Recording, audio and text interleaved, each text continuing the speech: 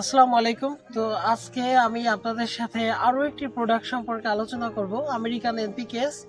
তো আমি American NPKS নিয়ে পূর্ববর্তী একটা ভিডিও আপনাদের সাথে শেয়ার করেছিলাম। তো আমি আজকে আরেকটু বিস্তারিতভাবে বলবো। তো এনপিকেএস এটা হচ্ছে আপনার নাইট্রোজেন, ফসফরাস, পটাশ, সালফার।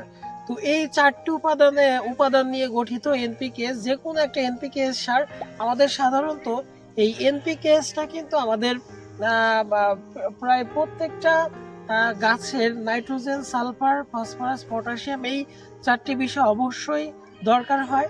তো আমরা যদি এমন একটা সার পাই যেখানে আমাদের এই চারটি উপাদান আছে, সেক্ষেত্রে কিন্তু ওই একটি সারেই আমরা গাছের প্রায় সকল ধরনের ঘাটতি আমরা পূরণ করতে পারি। তো এই এনপিকে সারটাও ঠিক এমন। তো আমাদের যে আজকে যে আমরা প্রোডাক্টটা সম্পর্কে বলছি, আমেরিকান এনপিকেস, এটা এনএসসি কোম্পানির একটা প্রোডাক্ট। তো আমরা এটা স্প্রে করি, সেক্ষেত্রে আমরা প্রতি লিটারে 5 গ্রাম হারে স্প্রে করব। আর যখন যদি আমরা ফসল রোপণের 10 দিন পর পর আমরা এটা স্প্রে করতে পারি। তো ফুল ফোটার সময় আমরা এটা ব্যবহার একেবারেই কমিয়ে দেব।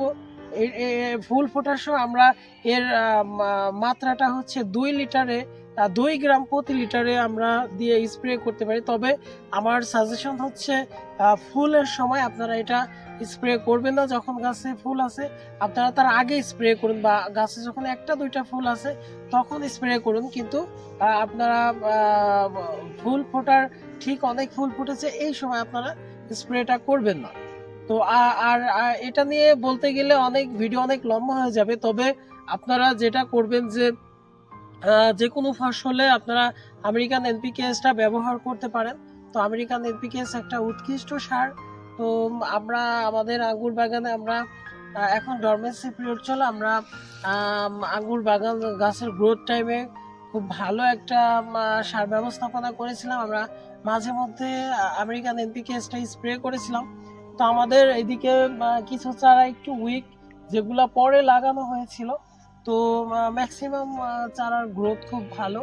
তো আশা করি এবার ফল আসবে। আপনাদের যারা আমার ভিডিওটি দেখেন তারা ভিডিওটি লাইক, শেয়ার, কমেন্ট করুন।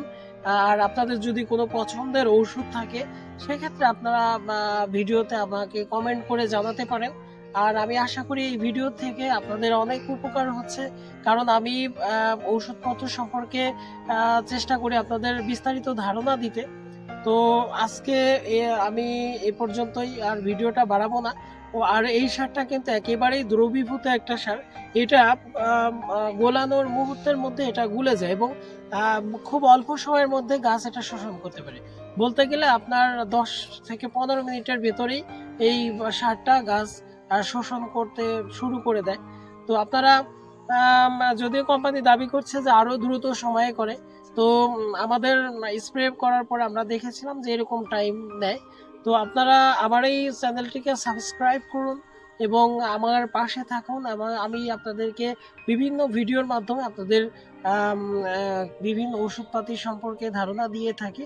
তো আজকে এ পর্যন্তই। আমি গ্রেপ ইঞ্জিনিয়ারিং থেকে বিদায় নিচ্ছি। এস ফারদিন আহমেদ। আল্লাহ হাফিজ।